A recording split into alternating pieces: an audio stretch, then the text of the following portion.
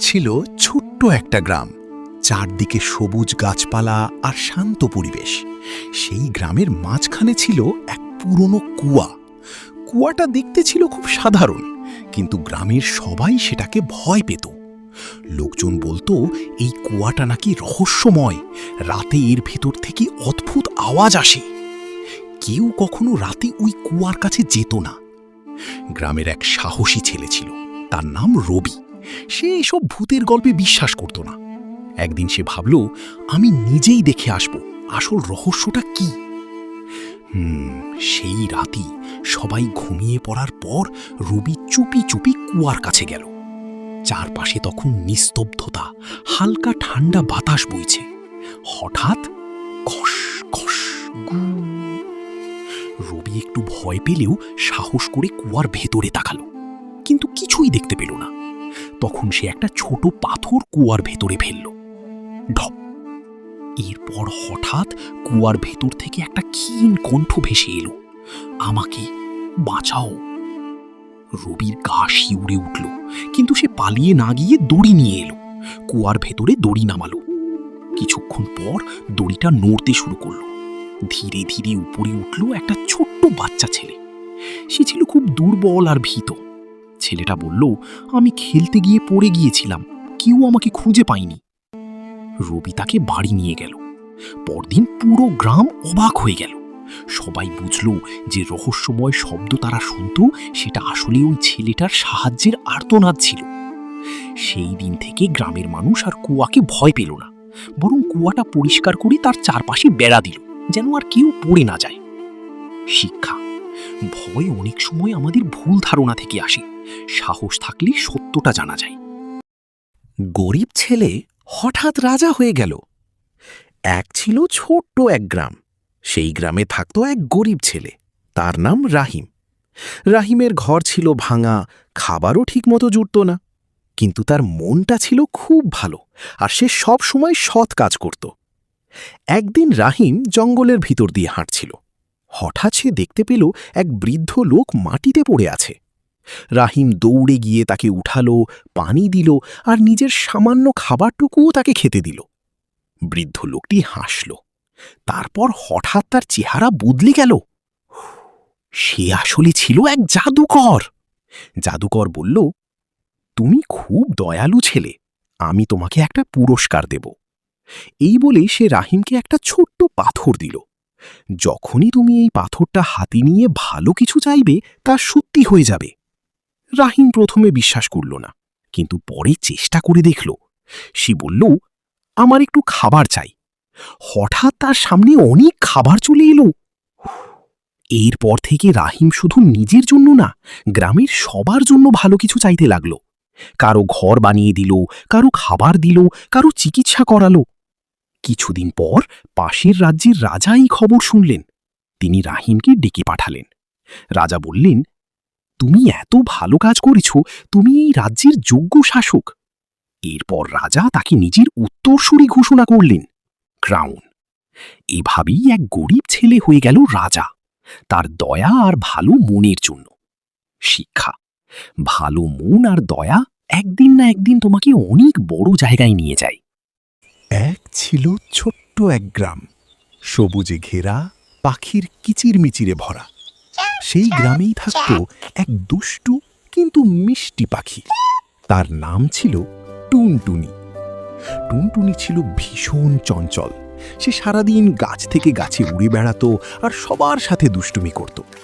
একদিন সে ভাবল, আজকে আমি সবচেয়ে মজার কিছু করব। সে উড়ে গেল গ্রামের পুকুরের পাশে। সেখানে এক মোটা হাঁস শান্তভাবে সাঁতার কাটছিল। টুনটুনি চুপি চুপি গিয়ে হাঁসের পিঠে বসে বলল, এই হাঁস ভাই, তুমি তো নৌকা, আমাকে একটু ঘোরাও তো। হাঁস অবাক হয়ে বলল, আরে আমি নৌকা নই, আমি হাঁস। কিন্তু টুনটুনি হেসেই চলল।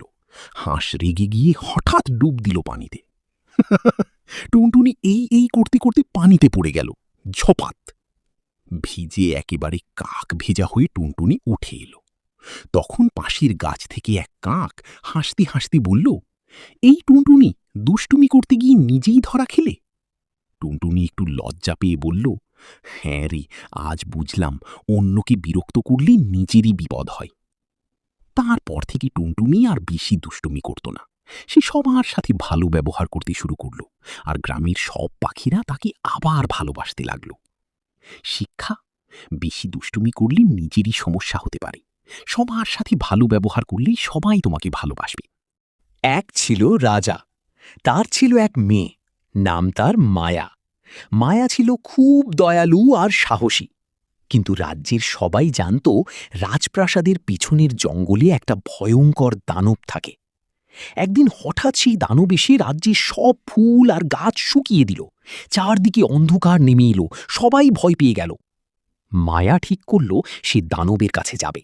সবাই তাকে থামাতে চাইল, কিন্তু সে বলল, আমি চেষ্টা না করলে রাজ্য বাঁচবে না। সে একা জঙ্গলে গেল, গিয়ে দেখে দানবটা আসলে কাঁদছে। মায়া অবাক হয়ে জিজ্ঞেস করল, তুমি কাঁদছ কেন?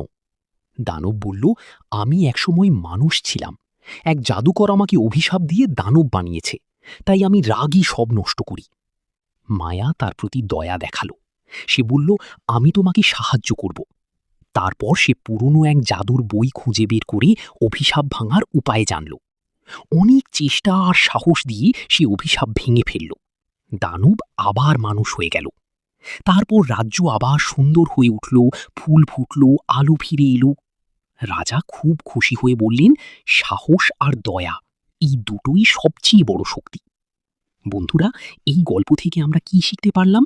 যে কাউকে দেখে ভয় পেও না, তার ভেতরেও ভালো কিছু থাকতে পারে, যেগুলো। সোনালী বীজের গল্প। একটা ছোট্ট গ্রামে থাকত রিমন নামের এক গরিব ছেলে। তার নিজের কিছুই ছিল না, না জমি না টাকা, কিন্তু তার একটা জিনিস ছিল, অসাধারণ মন। একদিন সে গ্রামের পথে হাঁটছিল। হঠাৎ একটা বৃদ্ধ লোককে দেখতে পেল। বৃদ্ধটি খুব ক্লান্ত, হাঁটতেও কষ্ট হচ্ছিল। রিমন তাকে পানি খাওয়ালো, বসতে দিল আর নিজের খাবারটুকুও ভাগ করে দিল। বৃদ্ধ লোকটি খুশি হয়ে তাকে একটা ছোট্ট বীজ দিল, বলল, এটা একটা সোনালী বীজ, যত্ন করে লাগাও, তোমার জীবন বদলে যাবে। রিমন বীজটা নিয়ে বাড়ির পাশে মাটিতে পুঁতে দিল। প্রতিদিন সে পানি দিত, আগাছা পরিষ্কার করত আর ভালোবাসা দিয়ে যত্ন নিত। কয়েকদিন পর একটা ছোট্ট চারা গাছ বের হলো। ধীরে ধীরে গাছটা বড় হলো, কিন্তু তাতে কোনো ফল ধরল না। গ্রামের লোকজন হাসতে লাগলো, হে গাছ দিয়ে কি হবে, সময় নষ্ট করছো। কিন্তু রিমন হাল ছাড়ল না। একদিন হঠাৎ গাছটা ঝলমল করে উঠল। গাছের ডাল থেকে সোনালি আলো বের হতে লাগলো। তারপর গাছটি কথা বলল, তোমার ধৈর্য আর ভালোবাসার জন্য তুমি পুরস্কার পাবে।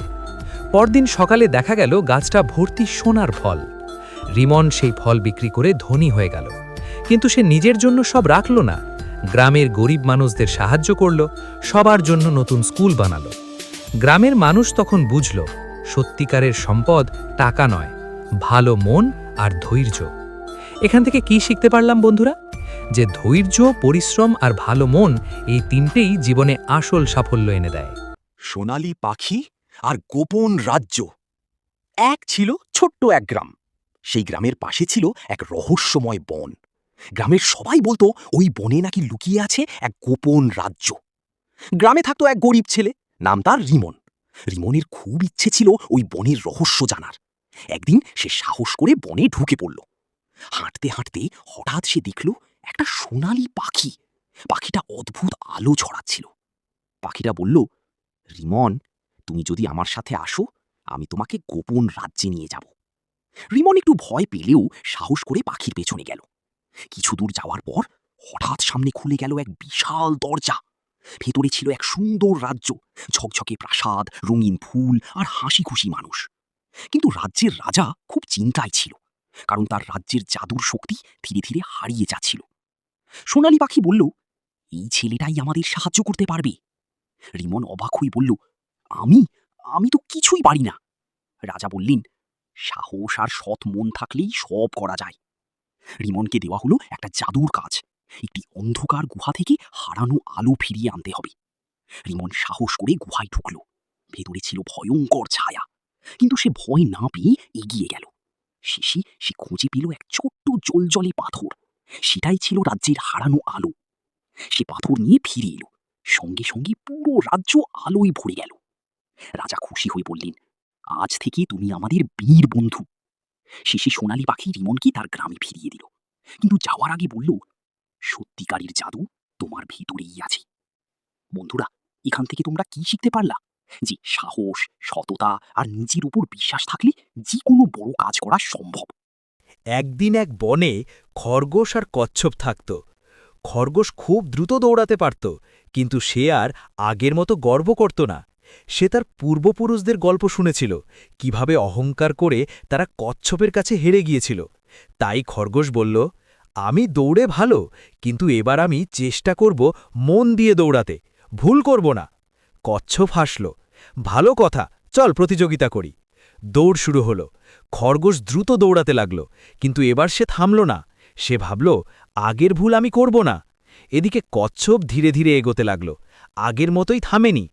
খরগোশ পুরো পথ মন দিয়ে দৌড়াল এবং সবার আগে গন্তব্যে পৌঁছল। কচ্ছপও কিছুক্ষণ পর পৌঁছাল।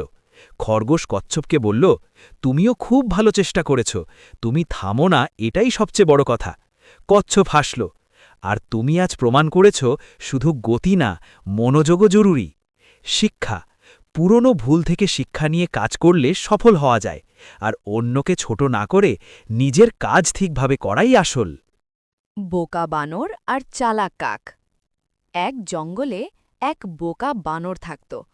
সে সবসময় অন্যদের নকল করত, কিন্তু ঠিকমতো কিছুই করতে পারত না। একদিন সে দেখল এক কাক খুব সুন্দর করে পানি খাচ্ছে। কাক একটা কলসির ভিতরে পাথর ফেলে ফেলে পানির স্তর উপরে তুলে তারপর পানি খাচ্ছে। বানর ভাবল, আরে এটা তো সহজ। সে একটা কলসি পেল, কিন্তু ভিতরে পানি ছিল খুব কম। সে কাকের মতো পাথর ফেলতে শুরু করল, কিন্তু বানর একটু তাড়াহুড়ো করল। সে একসাথে অনেক বড় বড় পাথর ছুঁড়ে মারল। ফল কি হল? ভ্যাং, কলসিটাই ভেঙে গেল, আর পানি সব মাটিতে পড়ে গেল। কাক পাশে বসে হাসতে হাসতে বলল, বুদ্ধি না থাকলে নকল করে লাভ নাই। বন্ধুরা, এখান থেকে কি শিখলে তোমরা? যে না বুঝে অন্যকে নকল করলে বিপদই হয়। বোকা বানর আর চালাক কচ্ছপ। এক জঙ্গলে এক বানর আর এক কচ্ছপ থাকত। বানরটা খুব দুষ্টু, আর কচ্ছপটা ছিল খুব শান্ত আর বুদ্ধিমান। একদিন বানর গাছে উঠে পাকা আম খাচ্ছিল। নিচে কচ্ছপ দাঁড়িয়েছিল। কচ্ছপ বলল, বন্ধু, আমাকে একটা আম দাও না। বানর হাসতে হাসতে বলল, তুই এত ধীর, তুই নিজেই উঠে খা। কচ্ছপ কিছু না বলে চুপ করে রইল। পরের দিন কচ্ছপ একটা বুদ্ধি বের করল। সে বানরকে বলল, বন্ধু, নদীর ওপারে অনেক বড় বড় মিষ্টি ফল আছে। বানরের তো জিভে পানি চলে এলো, কিন্তু সে সাঁতার জানে না। তখন কচ্ছপ বলল, আমার পিঠে ওঠ, আমি তোকে নিয়ে যাব। বানর খুশি হয়ে কচ্ছপের পিঠে উঠল। নদীর মাঝখানে গিয়ে কচ্ছপ হঠাৎ ডুব দিতে শুরু করল। বানর ভয় পেয়ে চিৎকার করল, এই কি করছিস, আমি তো ডুবে যাব। কচ্ছপ হেসে বলল, তুই তো বলেছিলি নিজে নিজে উঠতে, এখন নিজে নিজেই বাঁচ। বানর তখন বুঝল তার ভুল। সে কাঁদতে কাঁদতে বলল, বন্ধু, আমাকে বাঁচাও, আমি আর কখনো এমন করব না। কচ্ছপ তার কথা শুনে আবার ভেসে উঠল এবং তাকে নিরাপদে তীরে নিয়ে গেল।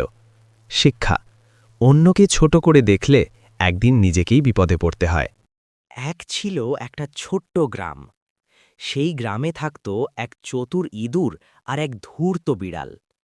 ইঁদুরটা খুব বুদ্ধিমান ছিল। সে সব সময় সাবধানে চলাফেরা করত, কারণ বিড়ালটা সব সময় তাকে ধরার ফন্দি করত। অন্যদিকে বিড়ালটা ভাবত, আজ না কাল আমি এই ইঁদুরটাকে ধরবই। একদিন বিড়াল একটা চালাকি করল। সে মাটিতে শুয়ে রইল একদম চুপচাপ, যেন সে মারা গেছে।